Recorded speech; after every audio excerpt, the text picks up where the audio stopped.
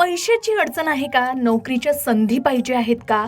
मग श्रावण महिन्यात 2 साधे पारंपरिक उपाय आवर्जून करा आणि अनुभव सांगा. पहिला उपाय आहे धनवृद्धीसाठी बेलपत्राचा आणि दुसरा उपाय आहे नोकरीसाठी नारळाचा. हे उपाय श्रद्धेनं कराच, पण त्यासोबत तुमचे प्रयत्नही सुरू ठेवा, कारण कोणताही धार्मिक उपाय हा मेहनतीची जागा घेऊच शकत नाही. चला तर मग पहिला उपाय जाणून घेऊया. धनवृद्धीसाठी बेलपत्राचा हा उपाय आपल्या आर्थिक अडचणी दूर करतो असा भक्तांचा विश्वास आहे. हा उपाय कसा करावा? तर श्रावणी सोमवारच्या दिवशी सकाळी लवकर उठून अंघोळ करा आणि स्वच्छ वस्त्र परिधान करा. त्यानंतर महादेवांची पूजा करा. जर तुम्ही महादेवांची पूजा करण्यासाठी मंदिरात जात असाल तर स्वच्छ आणि अखंड बेलपत्राची 3 पानं सोबत घेऊन जा. घरच्या शिवलिंगाची पूजा करत असाल तरीही 3 बेलपत्र घेऊ शकता. आता या 3ही बेलपत्रांवर चंदन किंवा अष्टगंधाने अगदी हलक्या हाताने ओम लिहा किंवा ओम नमः शिवाय असं लिहा. आता हा उपाय करताना घाई गडबड अजिबात करू नये. शांत बसा, काही क्षण डोळे बंद करा आणि मनात आपला संकल्प स्पष्ट करा की तुमच्यावर कर्ज असेल, पैशाची अडचण असेल, घरात सतत खर्च वाढत असतील किंवा मेहनत करूनही आर्थिक स्थैर्य मिळत नसेल, तर मनात महादेवाला तुमची अडचण सांगा. तुम्ही मनात प्रार्थना सुद्धा करू शकता की महादेवा, माझ्या कष्टाला योग्य फळ मिळू देत, माझ्या आयुष्यातील आर्थिक अडथळे दूर होऊ देत, माझ्या घरात सुख, समाधान आणि समृद्धी नांदू देत. बस, हा साधा सोपा उपाय आहे. श्रद्धेनं मनापासून करा. त्यानंतर हे 3ही बेलपत्र महादेवांना श्रद्धेनं अर्पण करा. बेलपत्र अर्पण केल्यानंतर काही क्षण शांत बसा आणि महादेवांचं स्मरण करा. त्यानंतर 108 वेळा ओम नमः शिवाय या मंत्राचा जप करा. शक्य नसेल तर किमान 11 वेळा तरी या मंत्राचा जप आपण करू शकता. तुम्हाला वेळ असेल तर त्यापेक्षा जास्त सुद्धा जप करू शकता. आता या उपायामागची भावना काय आहे? तर आपण महादेवांना बेलपत्र अर्पण करतो तेव्हा फक्त बेलपत्र अर्पण करत नाही, तर त्यासोबत आपला संकल्प आणि आपली श्रद्धाही अर्पण करतो. म्हणून बेलपत्र ठेवताना मनात नुसतं मला पैसा मिळू दे, मला पैसा मिळू दे, मला पैसा मिळू दे, मला पैसा मिळू दे एवढंच म्हणायचं नाही, तर माझ्या मेहनतीला योग्य दिशा मिळू दे, योग्य संधी मिळू दे आणि माझ्या घरात आर्थिक स्थैर्य येऊ दे असा सकारात्मक संकल्प करा. धार्मिक मान्यतेनुसार बेलपत्र महादेवांना अत्यंत प्रिय आहे आणि धनवृद्धी, सुखसमृद्धी तसेच आर्थिक अडचणी दूर करण्यासाठी भक्तांकडून असे उपाय केले जातात आणि त्यांना बरेच असे अनुभव सुद्धा आलेले आहेत.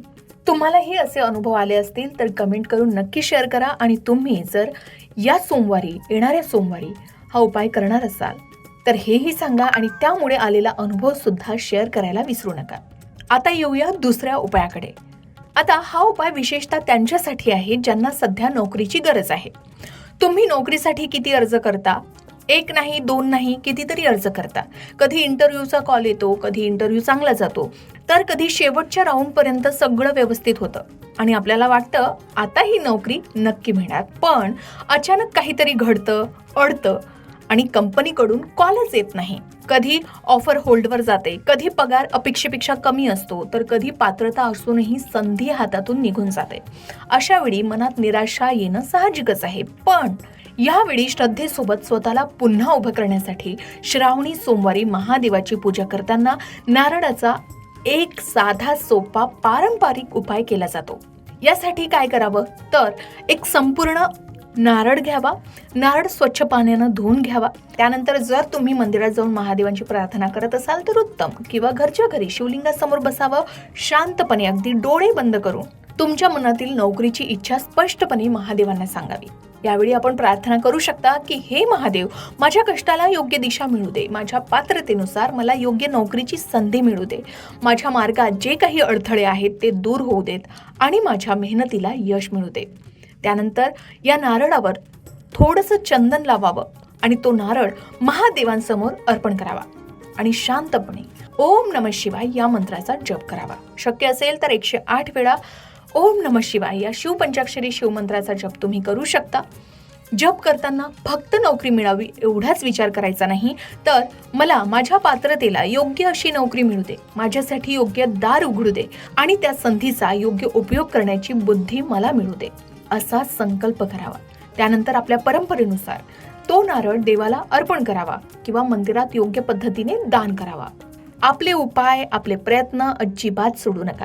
आता समजा तुम्ही श्रावणी सोमवारी हा नारळाचा उपाय केला तर त्याच दिवशी किमान 5 नोकरीच्या संधी शोधा. तुमचा रिझ्युमे एकदा नीट तपासा. जुना रिझ्युमे असेल तर अपडेट करा.